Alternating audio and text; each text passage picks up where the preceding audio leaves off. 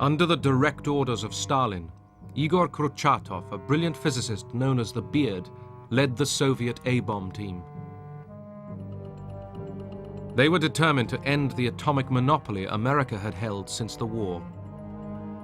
On the 29th of August 1949, they succeeded.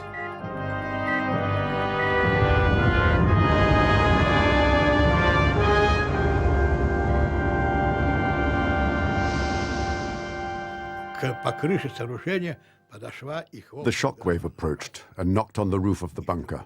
1, 2.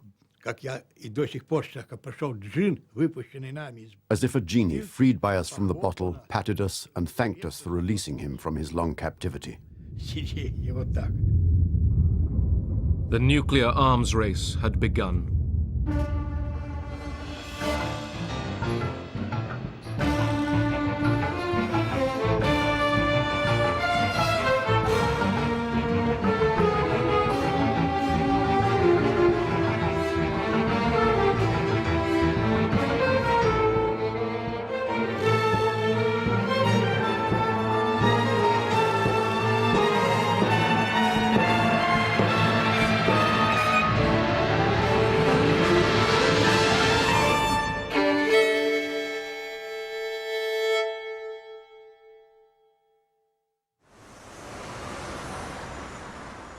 America readies itself for a nuclear attack. Times Square is its normal busy self in the last seconds before a daylight atom bomb drill. The siren's wail sends New York's inhabitants to shelter. All buses, taxis, and autos discharge their passengers, who are guided by wardens to shelters. Movement is rapid but orderly. Housewives draw shades and turn off gas before proceeding to shelter zones in their own buildings. New York's subways provide most of the public shelters. Times Square is deserted 2 minutes after the alert. The speed with which the Soviets had produced an atomic bomb astonished America. I think what surprised us was that, considering the devastation which had taken place in the Soviet Union as a result of World War II, we didn't think they would be able to amass the necessary infrastructure to develop the bomb, but they certainly did, and they clearly were in our knicker, so to speak. More and more we learned how well they had infiltrated the whole of Manhattan Project. Some scientists working on America's first A-bomb, the Manhattan Project, believed that America should not have a monopoly on nuclear weapons. Klaus Fuchs, a German-born British citizen, was one. People used him as a babysitter. He was a very polite, very quiet individual. No idea at all that he had this dual personality or this dual endeavor. In January 1950, Fuchs was arrested in London and charged with passing atomic bomb designs to the Soviet Union. He was sentenced to 14 years for espionage.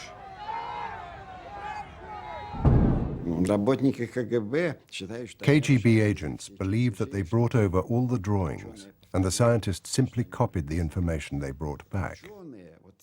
Scientists say the intelligence data was very important. The engineers were less enthusiastic. They said, so what if we had the information? How to make it, how to use it, that was not clear. The United States looked to its scientists to regain the lead. At the Los Alamos nuclear laboratories, they planned the hydrogen bomb.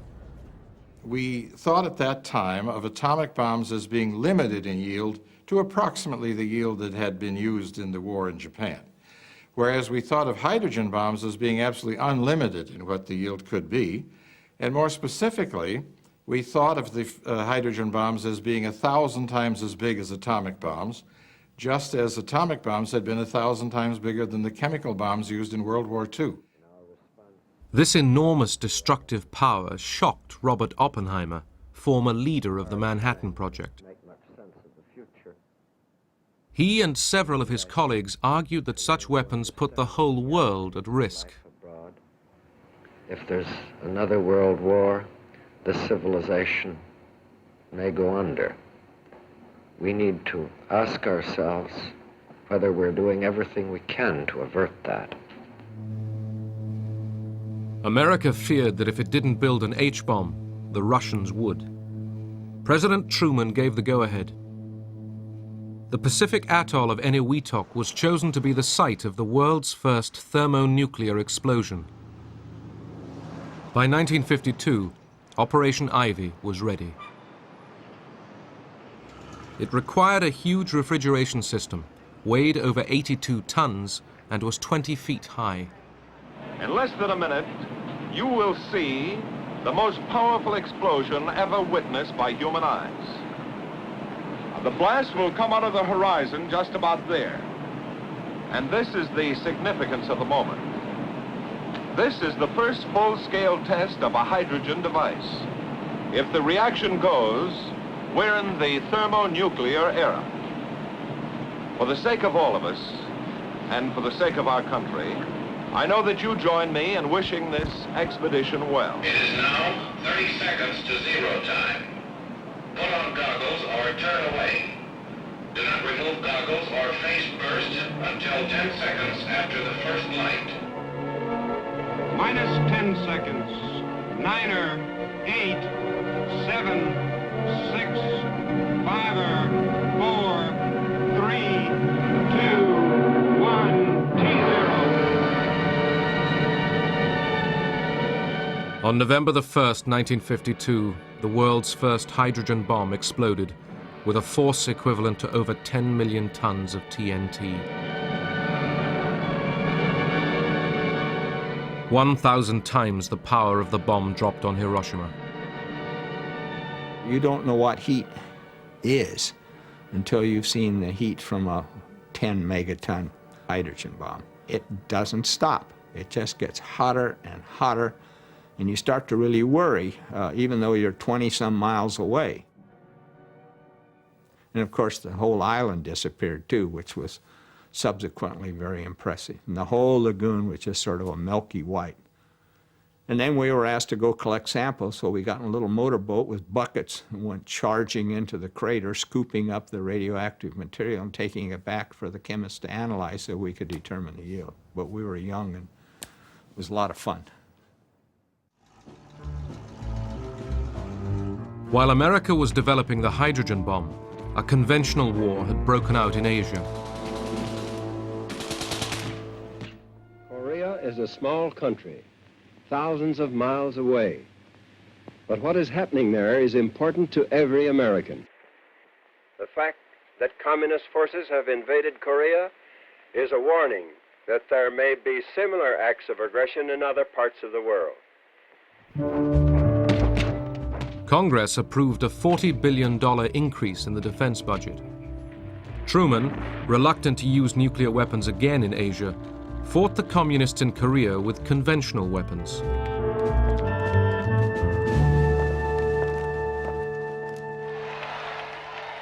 In 1952, General Dwight D. Eisenhower, the former Supreme Allied Commander, campaigned to succeed Truman.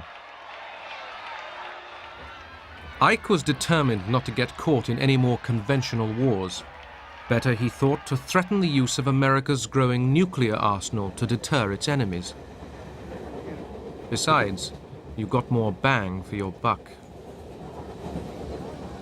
Moscow was warned that any further aggression could involve massive retaliation. By 1954, Russia was changing. Stalin was dead, and a struggle for power was taking place between Nikita Khrushchev and Georgy Malenkov.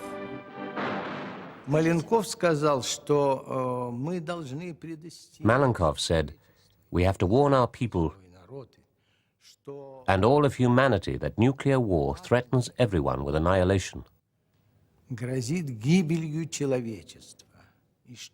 It has to be avoided at all costs."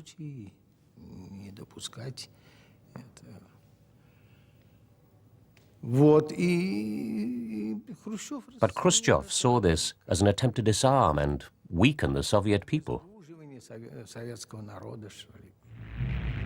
Later that year, the Soviet leadership witnessed a demonstration of their nuclear power. Атомная бомба сброшена.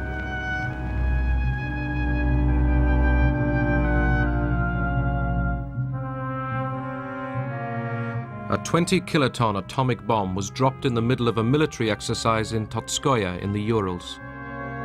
Внимание! Идет ударная волна.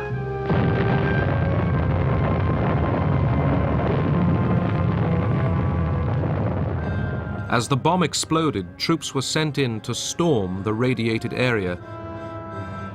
The Red Army was getting ready for nuclear war.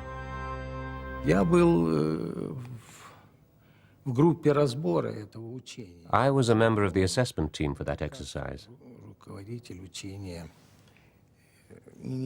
I remember very well how Marshal Bulganin, the Minister of Defense, stated that nuclear weapons were not as frightening as we had been warned by the imperialists.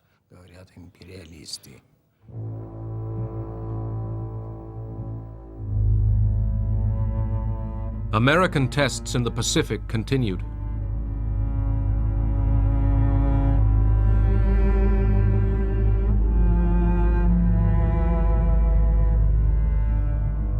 In 1954, shrimp was expected to explode with a force of about 5 megatons, but the calculations were wrong. Winds spread radioactive fallout much further than expected. We had not been prepared to have such a high yield, so the fallout area was much larger. And unfortunately, there was a Japanese fishing vessel, I think called the Lucky Dragon, where some of this fallout came down on them. And they had no information as to what this was. They were a long ways away, and before any information got to them or they were detected, some of the people did suffer some radiation effects. The fishermen had been over 80 miles away when they were caught in a cloud of radioactive dust.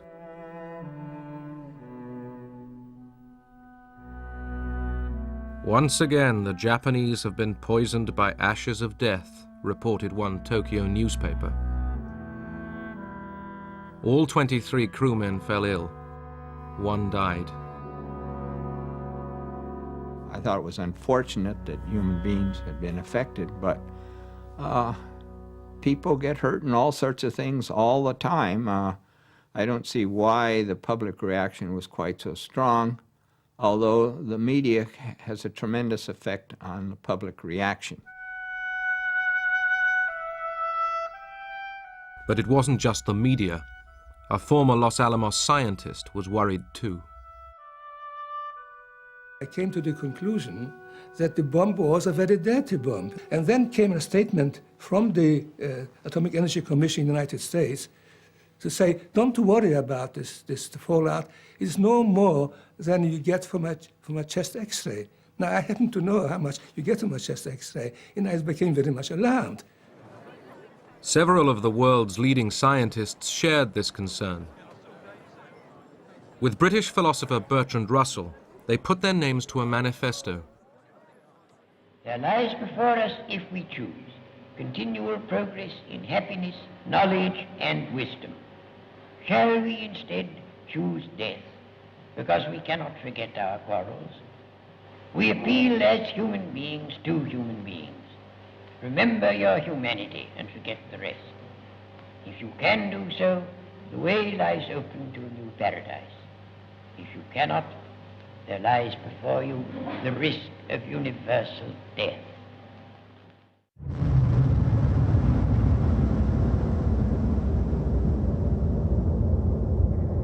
In 1955, Russia dropped the world's first airborne H-bomb.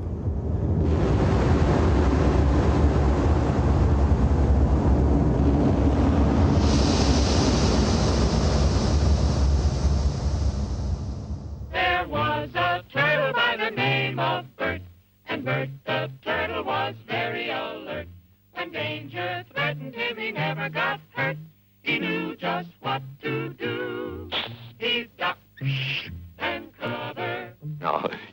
I don't have shells to crawl into like Bert the Turtle, so we have to cover up in our own way. First, you duck, and then you cover. And very tightly, you cover the back of your neck.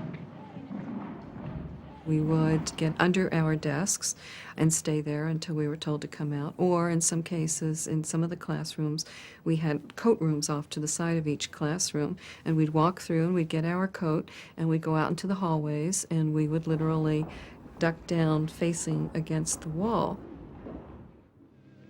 Remember what to do, friends. Now tell me right out loud. What are you supposed to do when you see the flash?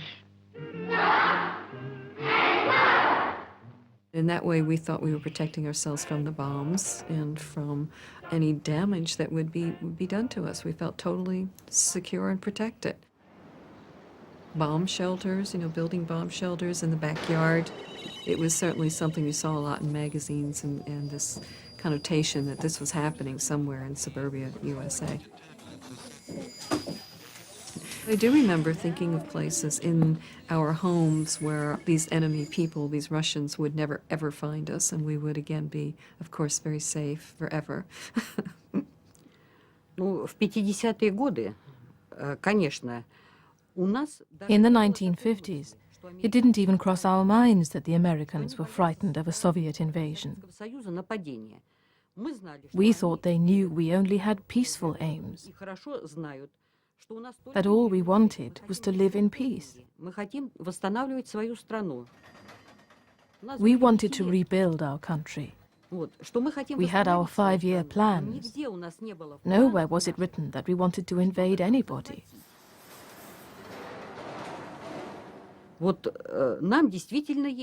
We thought that we had something to be frightened of because they were capitalists, and that was something terrible for us. We believed that they sucked the blood of the workers. It didn't even cross our minds that the Americans were scared of us. In the summer of 1955, the major powers convened in Geneva.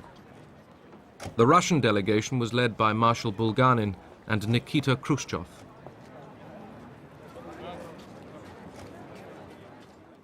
Eisenhower's most striking proposal was open skies. Ike claimed his plan would ease mutual suspicion, but it would also prise open the secrecy of the Soviet military machine. Open skies involve both the freedom to overfly each other and observe, photograph and observe what was happening, and second, an exchange of blueprints, as Eisenhower termed it, of the military programs on both sides.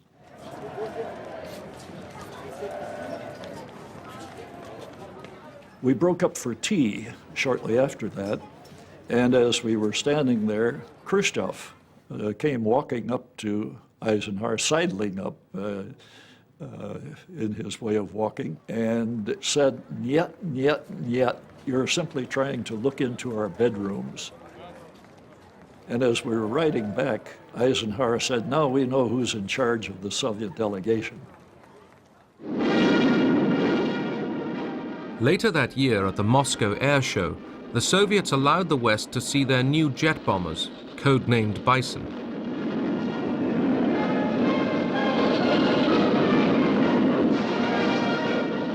Significantly, overhead flew 10 long-range Tu-95s, capable of delivering a nuclear bomb all the way to America.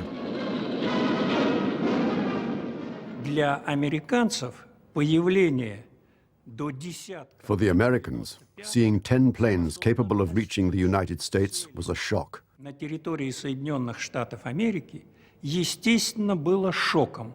До этого считалось, что At that time, баллистических ракет еще не было. in the absence of ballistic missiles, they supposed that the Soviet Union didn't have any means of delivery to America. США Советский Союз не имеет.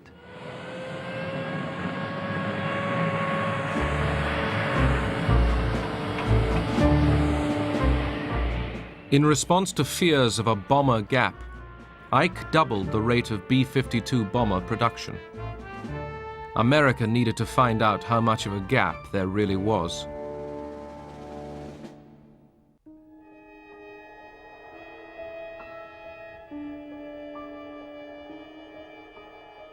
In California, the Raps were coming off a secret photographic reconnaissance plane. It was designed to fly at 70,000 feet, out of range of fighter planes and anti-aircraft missiles. The U-2. Controlled by the CIA, these long flights across Soviet territory posed obvious risks, but the information they might bring would be vital. Ike took the gamble. One of the flights I was on, I came across the Saratov Engels airfield, and much to my surprise and joy, it was loaded with Bison bombers. I knew right then that I had found that there was a bomber gap, this had to be the most important picture ever taken by a reconnaissance pilot. I just, I kind of expected Congressional Medals of Honor when I landed. However, it turned out that what I'd taken a picture of was not just a portion of the entire Russian Air Force bomber fleet, but in fact I'd taken a picture of the entire Russian bomber fleet, and there really was no bomber gap. They were all on that airfield at the same time.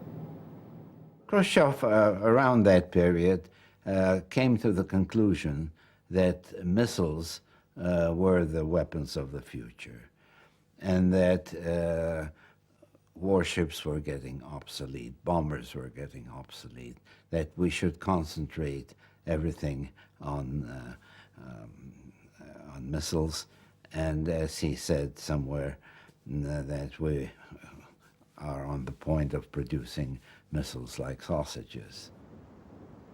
Engineers from all over the Soviet Union had been arriving in the harsh Kazakhstan desert to build the top-secret rocket base of Baikonur.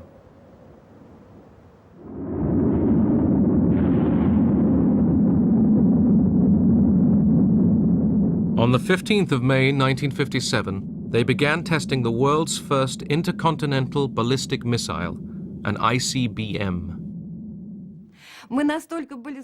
We were kept in such strict secrecy that we couldn't mention the word missile, even between ourselves. It was called the mechanism, the product. We called it our dear one. That romanticism, it helped us to live, to keep going. Building missiles was just one step. The next would surprise the whole world.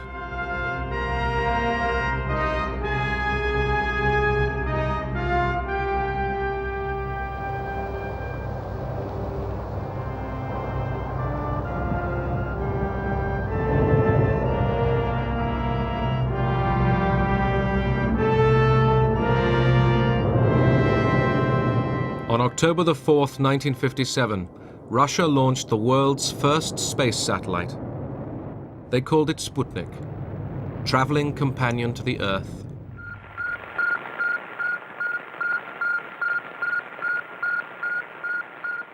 Americans took for granted that theirs was the richest and most technically advanced nation in the world.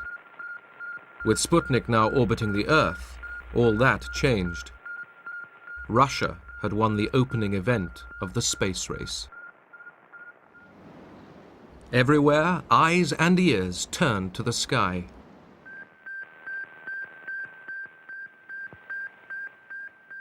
I did have a World War II surplus piece of equipment out in our garage that had been out there for some time unused. It was too heavy to bring into the house.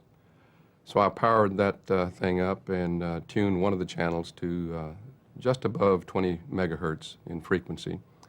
And there faintly in the very distant background, among all the noise and other things, I could hear this little chirping sound, more like a cricket chirping than it was a beep, if you will.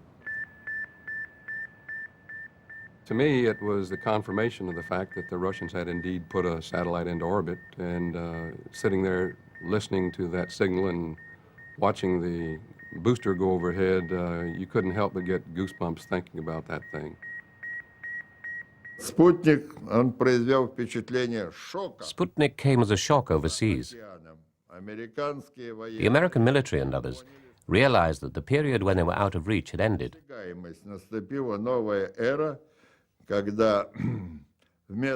A new era had begun when instead of a Sputnik, a nuclear weapon could not merely circle the Earth, but land where it was ordered to. It had given our people quite a jolt, almost of panic proportions, to think that the Soviets could do that, and that meant they could hit the United States with missiles. Well, Eisenhower had been thinking about that for years, and this was no news to him. Our satellite program has never been conducted as a race with other nations. Rather, it has been carefully scheduled as part of the scientific work of the International Geophysical Year. I consider our country's satellite program to be well designed and properly scheduled to achieve the scientific purposes for which it was initiated. Eisenhower's critics charged that his lethargy had given away an advantage. This government needs to start telling the truth to the American people. Quit kidding ourselves and quit trying to fool our friends and our neighbors. And by that I mean let's find out just where we stand in this race and this armament picture, and let's find out just what we're going to do about it. Let's quit acting as if nothing happened, because something has happened, and it has embarrassed us throughout the world. The world's mass media was choking with excitement that man had now entered into space. We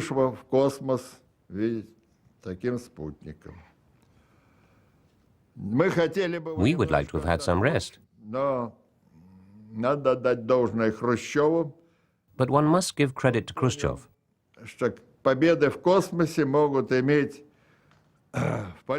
He realized that space victories could be of greater importance in politics than the threat of a club with a nuclear bomb on its end. Within a month, Russia was ready with Sputnik 2. This time, it carried a passenger, Laika, the dog. American public opinion was split between fear of Soviet missiles and worries about the safety of the dog they called Curly. We can only pray in this time of aloneness and suffering for Curly that God will be merciful and speed the end. This voiceless cry of mercy as this satellite spans the earth should be long remembered as a symbol of the torture the animal world must go through. And I don't mean to be facetious at all, but something to be remembered is that there's a female up there circling Mother Earth.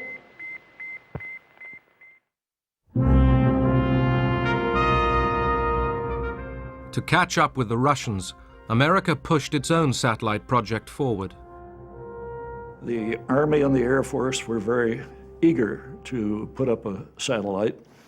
Eisenhower was dubious about their proposals and decided to call on the Navy to produce a new satellite called the Vanguard to carry this out for peaceful civilian purposes only.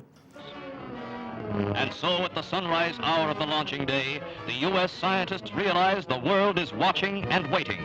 Success or failure will bring equal headlines. That is one price of greatness. And the Americans who sweat this one out at Cape Canaveral know their fledgling is on the spot.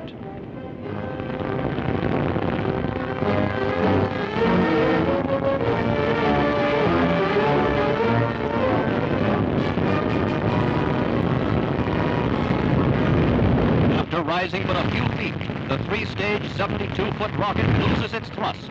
The remarkable slow-motion films tell the rest of the story. It was a national humiliation. The world's press had a field day. Something had to be done in a hurry to restore confidence in American technology. To the rescue came a former German rocket scientist, Werner von Braun. His team had been working on a military missile known as the Redstone. Hurriedly, the Explorer satellite was fitted to it.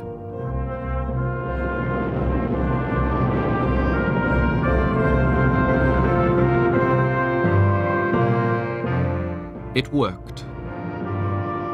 The race in space was between capitalism and communism, a competition the West feared Russia was winning.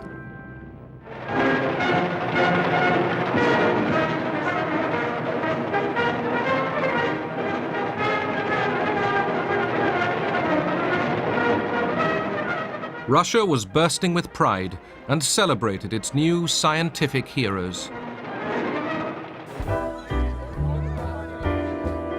America, determined to catch up, turned to youth. Too few students had been taking science and engineering. Too many had followed softer courses. The National Defense Education Act was passed. As a result, my ex-husband became an engineer, my brother became an engineer. Most of the people that I knew in my small environment went to become engineers. After they did that, they went into other things, but we're all sort of conditioned to think we should definitely, this is what we need to do. In 1959, Vice President Richard Nixon opened the American National Exhibition in Moscow. He tried to impress Khrushchev with America's advances in color television. There are some instances where you may be ahead of us. For example, in the development of the thrust of your rockets for the investigation of outer space. There may be some instances, for example, color television, where we're ahead of you. But in order for both of us to benefit, you see, you never concede anything.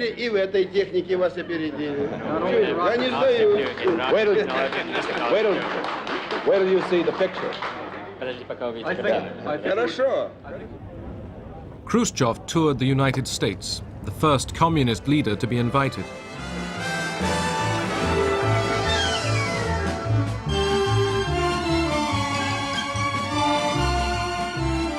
In Hollywood, the stars turned out to entertain him.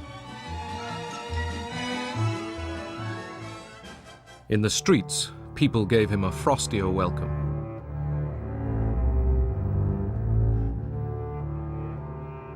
The last few days of the visit he spent with Eisenhower at Camp David. Both said they were ready to slow down the arms race. It was difficult for Eisenhower to argue for restraint. The American people were convinced that the missile gap favored Russia. Ike was questioning how much of a gap there really was. U-2 spy planes had been searching for missiles. Few had been found. We needed the information the U-2 was bringing back because the Russians were so secretive, the largest country in the world, with no tourists, no nothing. I mean, we needed some special means for finding out. Pilot Gary Powers was selected for one of the longest and most dangerous spy missions ever flown. He would take off from Pakistan and fly north right across Russia. His route would take him over new and improved Soviet anti-aircraft defenses.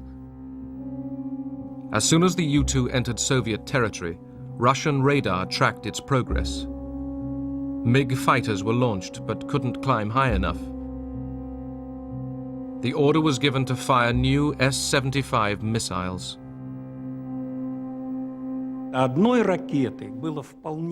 One missile was enough to shoot down the Powers plane. What we discovered first of all were the remains of the plane. And here they are behind me. The fuselage, wings, and fuel tanks. Eisenhower was told the plane was missing and that a public statement might be needed. I reminded him that we had a cover story that we would use, that the plane was a high-altitude weather plane, and it must have been off course and so on. And so that was put out. It is entirely possible that having a failure in the oxygen equipment, which could result in the pilot losing consciousness, The plane continued on automatic pilot for a considerable distance and accidentally violated Soviet airspace. Там же, естественно, и самое главное, And the main piece of evidence, so to speak, Powers himself and his equipment. были и такие вещи, как He had with him a poisoned pin and a silenced pistol. Вот смотрите, вот аэродромы, вот наши сидят. Khrushchev sprang the trap and having us in it, said we not only have the plane, we have the pilot, and it wasn't a plane that was off course, it was on course, it was not a high altitude weather plane, it was a spy plane, and we know all of that, and demanded an apology from the United States. It appears that endeavoring to obtain information now concealed behind the Iron Curtain, a flight over Soviet territory was probably undertaken by an unarmed civilian U-2 plane. Khrushchev gathered us around him, and he said, look, we're going to take a very tough position because otherwise our public simply will not understand. We'll have to make a statement saying that the president should apologize, should punish those responsible for those flights, and should say that they will not be repeated any longer. 2 weeks after the shoot-down at the long-awaited Paris summit, Khrushchev, furious that Eisenhower wouldn't apologize, stormed out.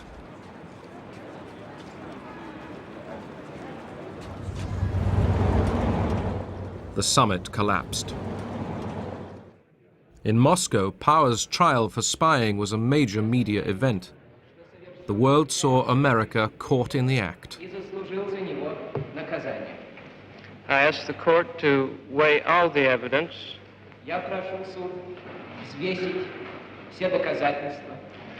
and take into consideration not only the fact that I committed the crime,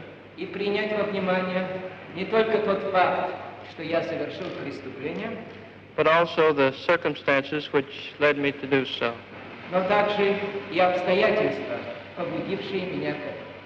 Powers got 10 years imprisonment. Khrushchev feared the U-2 flights had exposed his claims of missile superiority as bluff.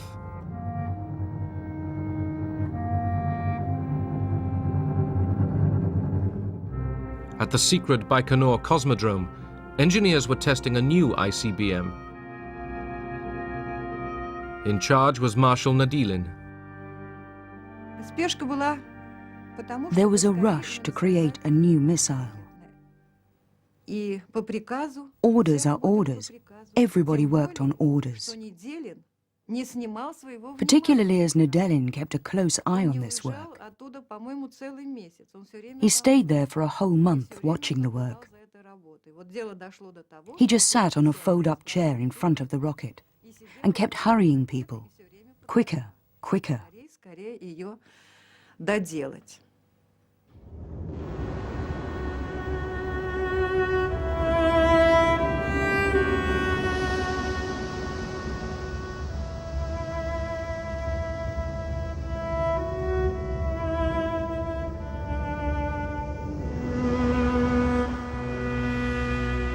As a control panel was being fitted, the engine ignited.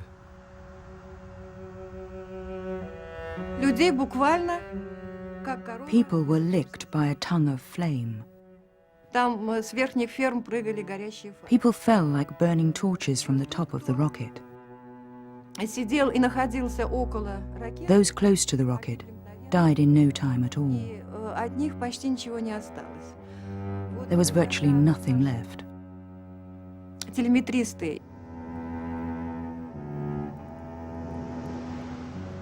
189 people died.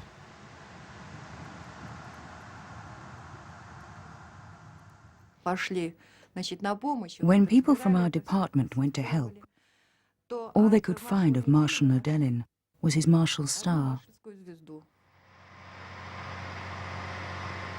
In America, the missile program was at last in top gear. Eisenhower had approved an additional $12 billion for defense. Atlas, Thor, Minuteman and Polaris missiles were all successfully tested.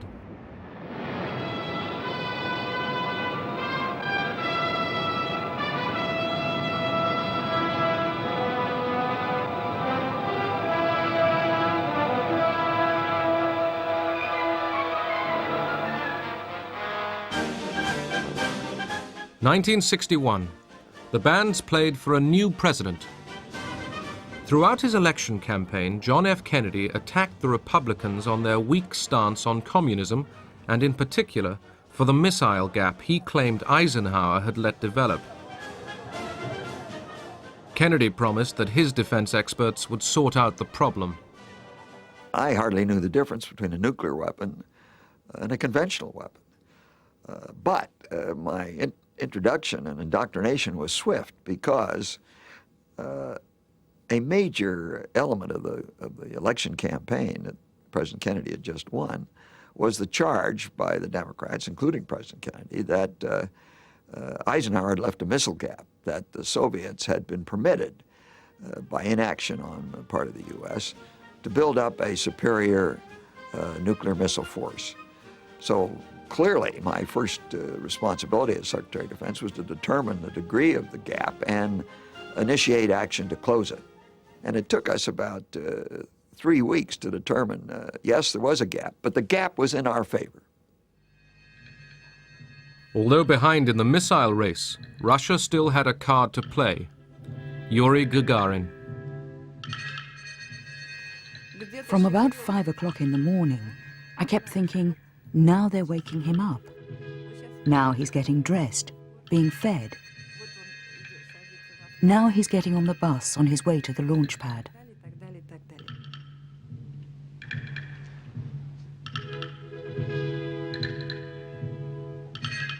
Gagarin had been chosen to be the first man in space. Behind him sat his backup man, Guillermin Titov. For us, it was ordinary work. Well, not quite ordinary, because we had to fly rockets and Sputniks, but that's what we were prepared for.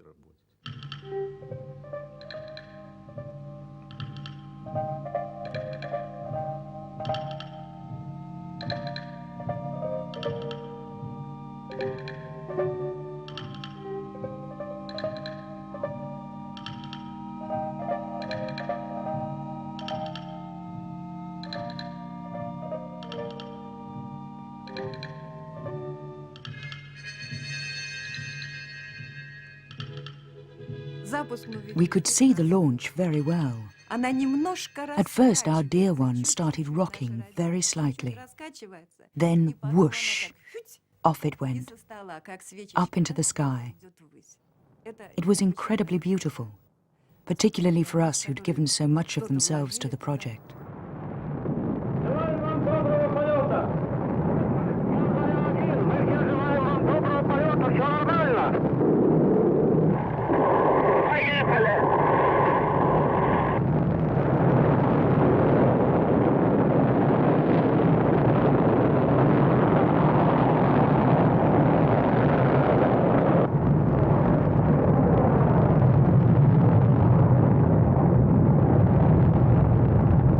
Часов 7 минут по московскому времени я услышал свист и все нарастающий гул.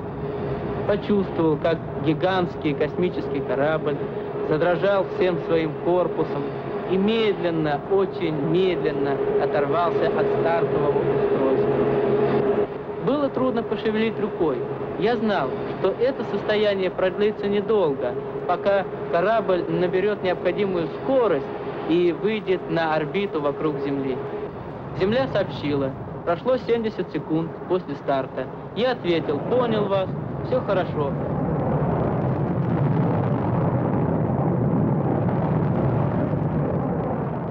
Gagarin circled the Earth. The flight had lasted 108 minutes.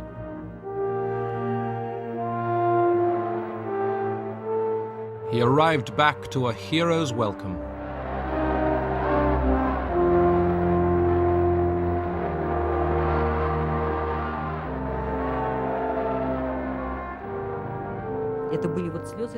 There were tears of joy. People kissed strangers in the streets. And Gagarin, he was everybody's love. He and his smile. I still keep his photograph.